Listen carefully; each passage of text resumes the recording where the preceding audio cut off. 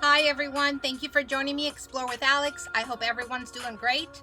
Today we're checking out Rolling Hills Campground, and this is in the city of Chino Hills. There's no hookups. They do allow tents and RVs. It's $30 a night. And if this is a place that you would like to camp for a night or two, join me. I'm going to take you around. Please share and subscribe with your friends, and I'll see you in my next video.